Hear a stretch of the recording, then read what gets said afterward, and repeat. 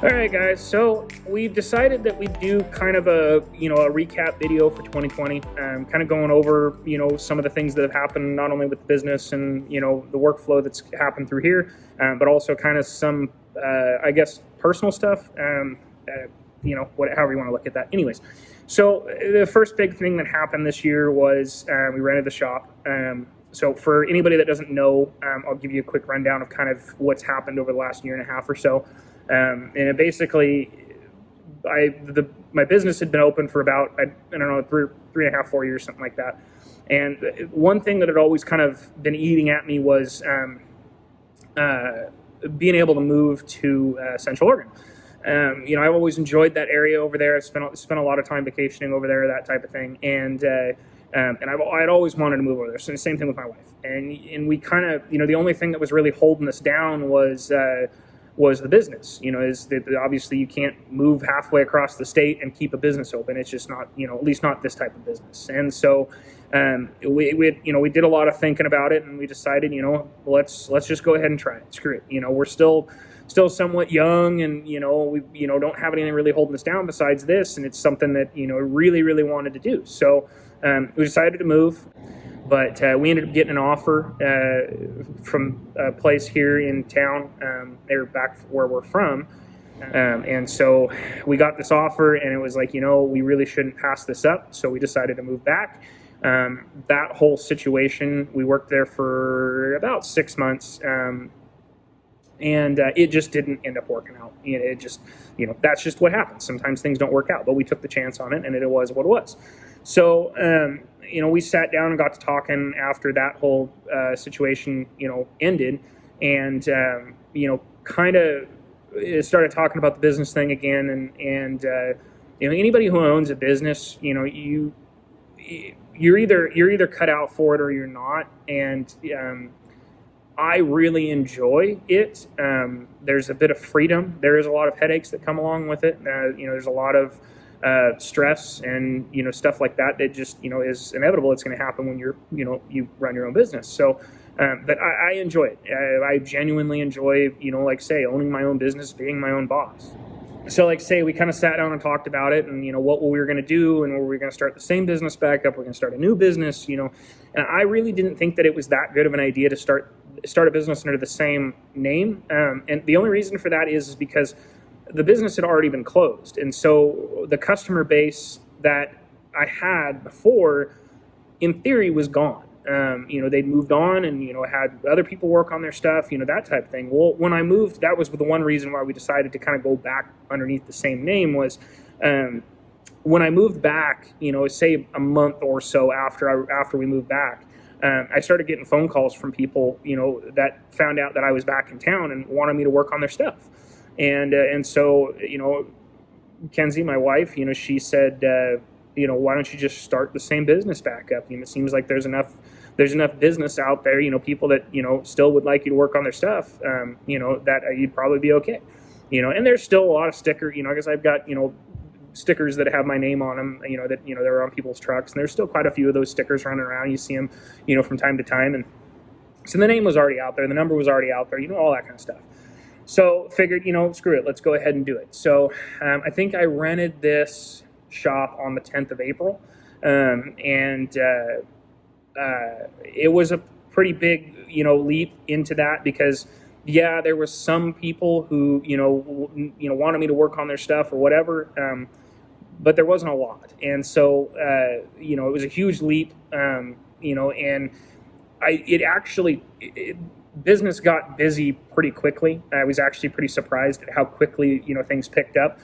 So yeah, so we'll jump. That's the story on the shop. That's kind of how that whole thing transpired. It wasn't something that was horribly planned out, but it was pretty well thought about. And so anyways, so a couple of the first projects that we did, the very first big project we did in this shop was a truck that I actually owned. I had bought it. It was a 2004 6-liter. It was an extra cab, 6-speed, 4-wheel drive, all that kind of stuff. And I bought it with intentions of keeping it. I didn't have any intentions of selling it.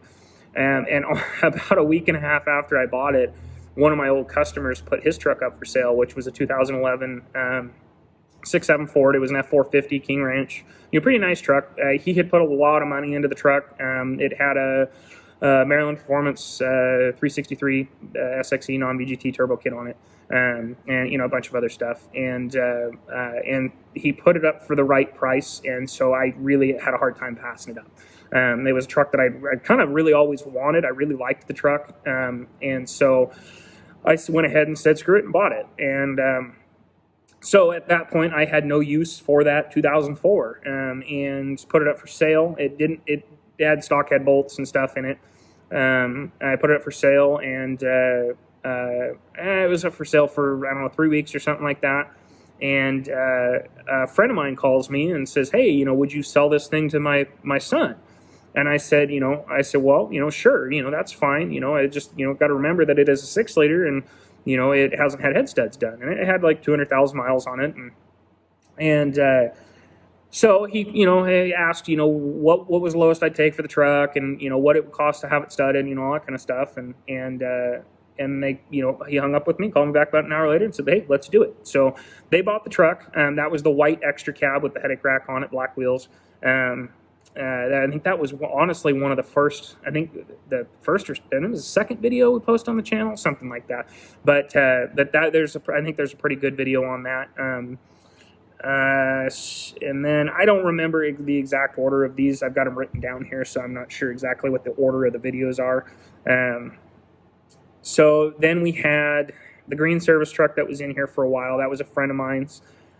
It was a 94 F Super Duty with I think it's an 11-foot service box on it, that he decided had a 7.3 IDI in it with a Banks turbo, and he decided the engine, the IDI was hurt, and so he decided to put a 12-valve Cummins in it, and it escalated into compounds and a bunch of fuel and all that kind of stuff, and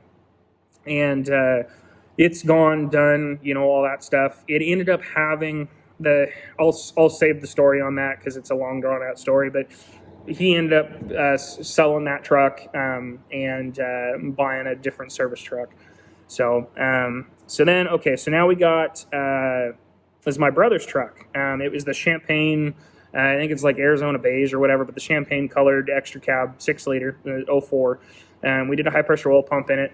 And basically what ended up happening with that thing was I didn't have any high pressure oil pressure, so leak tested the system, made sure the system was sealed.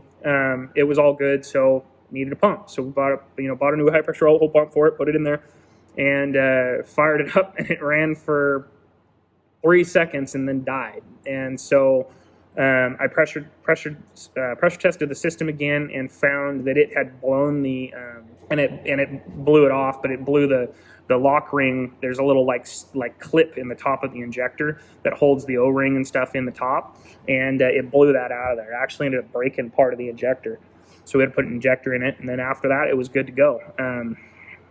And we ended up doing later on when I did the pump in it, I saw that the turbo was starting to seep some oil out of the seals on the compressor side, so he rounded up some money we ended up doing an IR8 diesel non-VGT kit on it with the S362 SXE. The truck runs amazing. It's got Blush Performance tuning on it. I can't say enough good about that. I mean, that thing runs absolutely amazing. Tow's great. It does everything you want it to do very, very well. This thing, it runs amazing. Like I say, that 362, I'm glad we went with that turbo. For a stock truck with good tuning on it, that 362 runs amazing. It's very responsive. It's not very laggy. It's basically everything you would want in that. So he's extremely happy with that. Sounds like we're going to end up putting the rest of the 7 injectors in it here before too long. Starting to have injector issues, but yeah. So what do we got next? Oh, the primer 6.0. So there was, I think it was an 05 or 06 crew cab long bed 6-liter that was primered black. It came in because he had just bought the truck. So the truck was like a theft recovery or something like that. It had been studded down in Texas somewhere, and it was kind of obvious that whoever had done the work on it really didn't 100% know what they were doing. So we ended up putting a new oil cooler, an EGR kit on it, coolant filter. It needed a couple of injectors. I think it ended up needing to thick them too. And that was pretty much it, I think. So we got it together, ran great, ran awesome. So anyways, so he called me about a week later or something along those lines. And so the truck quit running. He took it to some shop that was close to him. Something with his towing. They'd only tow it X amount of miles or whatever. And they tried diagnosing it, said it needed a high-pressure oil pump. And I told the guy, I said, because he called me and he's telling me this, and I said, look, don't let them touch the truck. Get it out to me, let me look at it before you just make a decision on putting a high-pressure oil pump in it. And he was really glad he did, because part failures happen. It is what it is. And basically what had happened was that new FICM failed. It's the fuel injection control module for everybody that doesn't know. And so I ordered a new FICM and, put it in there. It was good to go. He calls me, I don't know, it was 3 weeks later or something like that. And he said he went over and picked up a trailer in Central Oregon, an enclosed trailer that he bought to move his, family. And he said he heard a loud noise, and then so he pulled over thinking he blew a tire or whatever. And he said he drove it all the way home. And I'll see if I can find a video or a picture or something of the failure. But basically, it broke the turbine wheel off the turbine shaft. So it literally broke the exhaust wheel off in the turbo. So it was pouring oil into the exhaust all the way home. I'm surprised he actually made it home. So we put a new turbo on it. And I think we did a couple of other things while it was here that time too. So then he was good, and he left with it and moved to Missouri or wherever he moved to. So how that would have been, there was a silver 6-liter that came in. We did, it ended up needing a turbo and up pipes and an exhaust, a couple of other little things we did. That one wasn't a big one. That was a friend of mine's truck, and it had needed up pipes for a long time. And then the turbo started having issues. So she finally decided, hey, let's put a turbo and, do up pipes and exhaust and stuff on it. So we went ahead and did that. There was the white, it was a 98, no, it was 2000. This is a 2000. The 2000 Dodge with a VP44 24 valve Cummins in it. And it came in originally for a vibration. That's right. It was a vibration. And he thought it was the harmonic balancer. And so came in, we resealed the front cover. It was leaking pretty bad. So we resealed the front cover on it, put a new harmonic balancer on it. The vibration didn't go away. He had the rear end rebuilt, a bunch of other things, new carrier bearing, one new U-joint in the driveline, bunch of stuff. It ended up having a bad U-joint in the driveline. It was the center U-joint. I'm not sure how they missed it, but it is what it is. We fixed that. And then about a month later, he called me and said, hey, a truck, I went down south and came back, and truck shut it off at the gas station, went to go fire it back up, couldn't get it to start. Ended up having a bad injection pump. That happens. So we put a new injection pump, new lift pump on it. Then let's see, we had the black 7.3 that was here for a while. That was April's horse hauler. That was an interesting, I say April's horse hauler because it said April's horse hauler on the door. That was an interesting one. There was basically it came in for a starting issue. When it was cold in the morning, you crank, and it would fire up. It wasn't a glow plug issue. Glow plugs work perfectly fine. So we deemed it to be a high pressure oil system issue. The ICP sensor was leaking, so we replaced the ICP sensor, ended up pulling the injectors, found that one of the injectors had an O-ring that was nicked on it. So we resealed the injectors. Ended up putting that made a difference. That made a difference starting. That definitely helped it. And then ended up putting an IPR valve in it. And I think it was kind of a combination of a bunch of different things. But it seemed to be fixed, and they haven't said anything to me about it not being fixed. So, and then there was the Buick what was it, a Park Avenue, I think.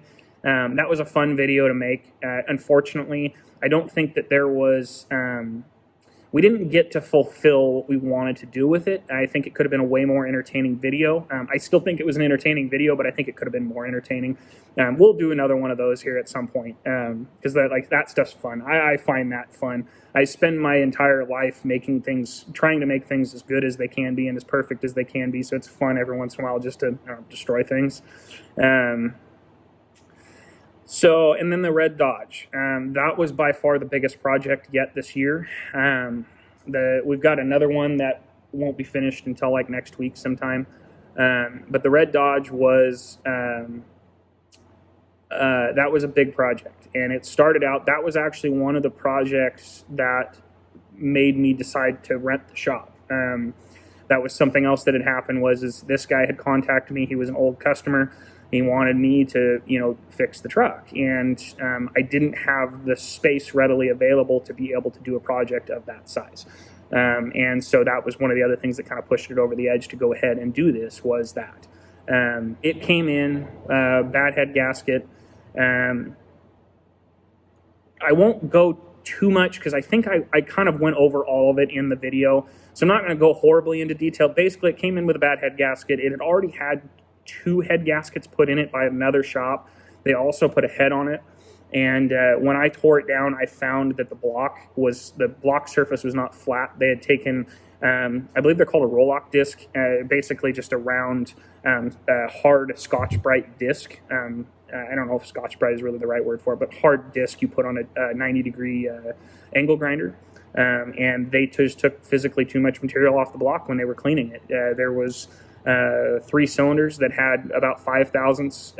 They were about 5 thousandths out of flat in between the cylinders, and so we basically made the decision that at this point it wasn't cost effective to pull that engine down and have a machine shop, deck the block and go through it and basically rebuild the engine. And so we decided to go ahead and put a new engine in it. And in the process, we found it needed injectors and it needed a turbo and needed a bunch of other stuff. And so it ended up being a pretty big job. Overall, the outcome was very, very good. Customer was very happy about the job that we did on it. He's absolutely ecstatic. The truck has never run as good as it does now. We ended up doing 50 horse DDP injectors and a BD Screamer on it. Those are really the only performance, modifications we did. We did a bunch of other, we did a coolant reroute on it and FAS and, a bunch of other stuff like that. But the only, and we ended up putting a new South Bend clutch in it. The one that was in it, I'm not sure what it is that they had in it before, but it definitely wasn't what they said it was. They claimed it was a 3250, which is their street dual disc. It's supposed to be a very good street mannered clutch. So it's supposed to have somewhat like a stock pedal feel and stock engagement, that type of thing. And this clutch was not that. It was definitely a ceramic clutch with a very aggressive pressure plate. The truck was horrible to drive, and he hated it. So I went ahead and got him an actual 3250 dual disc for it, and it works exactly the way that it's supposed to. It works amazing. So anyways, yeah. So he's really, really happy with that. And then moving on to other things, there's not a whole lot. I've bought and sold some trucks this year. I did end up selling that 2011 F450 that I bought after I bought that extra cab 6-speed truck. And basically, what ended up happening was I had a friend that he really wanted the truck, and I honestly, if he hadn't have said, "Hey, I want to buy your truck," and the deal hadn't worked out the way that it did, I wouldn't have sold. And it worked out really well in my favor in that deal. So it was worthwhile to go ahead and sell it. So I got his truck. That was the maroon. If anybody watched that video, that was the maroon crew cab 04 6-liter that we had for a little while. It was lifted on 37s. And I ended up selling that. Shortly after, ended up buying, and I'm not sure if we've done any videos. I don't think we've showed that in a video. But I ended up buying a 2003 crew cab single wheel XLT 6-liter with a 6-speed in it. And we own that now. And then here a few weeks ago, I actually ended up buying a 2005 crew cab dually 6-liter with it's a King Ranch, 126,000 miles, like really clean, nice truck. There'll be some videos on that along with that 6-speed truck. The two-wheel drive 6-liter, that's a good one. I think there's some information in a couple of videos, or maybe one video, I don't know. But it's the drag truck project. I started on the project. The project is kind of stalled, mainly because we've had other projects that we're putting that money into, and that project isn't really that important right now. I would like to get it, which is not going to be an issue. I'd like to get it ready for the 2021 race season, because I'd like to take it to the track quite a bit next year, and just kind of, it's going to be set up very simply next year. I have an irate T4 kit with a 363 SXE, Borg-Warner, that I'm going to put on it, and a couple of other things. We're going to lower it down, take the overloads, and there's one other, I forget what the name of it is, but there's another leaf in the spring pack that we're going to take out, kind of help it. The theory is we're going to, taking that out of the springs will help it kind of, when you launch, kind of squat the back end and transfer some weight to it, instead of it having real stiff springs and not being able to dip down in the back. But yeah, so I got to get it studded. It's still got stock bolts in it. We dynoed it, and it made with whatever, it's got some junk tuning on it right now. And it made like 380, I think is what it made. And threw the driveline out of it. And that was a whole thing in itself. I got a U-joint cap to the leg. There was a U-joint cap stuck in the walls, and it broke a back window of a truck that was in the shop, and I'm still finding needle bearings. We were finding needle bearings way out in the parking lot. And it did a decent amount of damage. It broke the driveline, smacked the side of the fuel tank, and ended up basically blowing the fuel sending unit out of the top, so it broke the lock ring. Ended up taking the exhaust. The exhaust was some cobbled together stuff that I had some scrap exhaust chunks laying around, and I just kind of threw some stuff together with some, I hung it with a coat hanger, and like it was just a cheap, not cheap, free, quick, easy, chop the factory exhaust off type thing. Was never planning on leaving it that way, but it smacked that and destroyed it. Ended up breaking the tail housing on the transmission. Obviously destroyed the driveline. In the process, the driveline's in two pieces over across on the other side of the shop. But what I found afterwards, we actually pulled the bed off of it. I'm sure you'll see in a couple videos, it had a pretty big sized dent in the side of the bed.